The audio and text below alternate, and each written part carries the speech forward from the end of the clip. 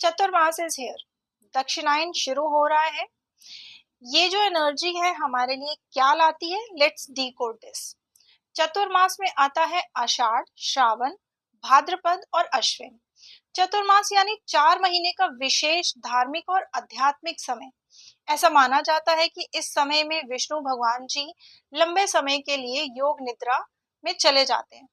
विष्णु जी जो कि संसार के संचालक हैं, तो जब वो निद्रा में चले जाते हैं तो इन 4 महीनों में उनका कार्यभार बाकी देवी देवता मिलकर संभालते हैं। जैसे भगवान शिव आषाढ़ के शुक्ल एकादशी से सावन की पूर्णिमा तक लगभग 30 दिन के लिए संसार को संचालित करते हैं। उसके बाद आती है देवी पार्वती भाद्र मास में। उसके बाद आते हैं भगवान गणेश भाद्रपद शुक्ल चतुर्थी यानी कि गणेश चतुर्थी से चतुर्दशी तक करीब 10 से 14 दिन के लिए। फिर आते हैं भगवान कार्तिकेय अश्विन मास का प्रथम पक्ष यानी ठीक नवरात्र से पहले का समय। फिर आती है देवी दुर्गा अश्विन शुक्ल प्रतिपदा से नवमी यानी नवरात्र के 9 दिन के लिए। और अंत में आती है माँ लक्ष्मी अश्विन शुक्ल दशमी से कार्तिक शुक्ल एकादशी यानी देव उठनी एकादशी तक संसार को संचालित करती हैं। श्रावण और भाद्रपद में भारी बारिश होती है।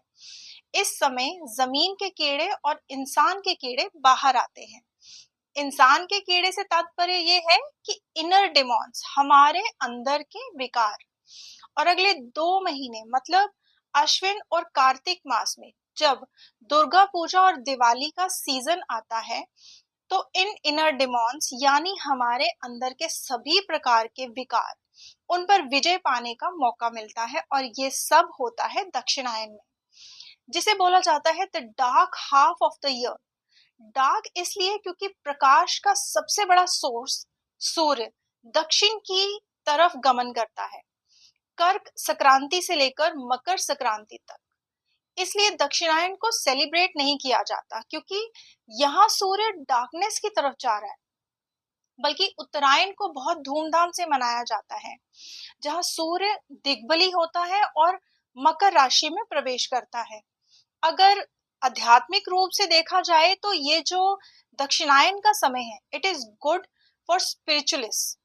इस समय इम्यूनिटी वीक होती है, दिन छोटे और रातें लंबी होती हैं। ओवरऑल अगर कहें तो ये अंतर्मुखी होने का समय है।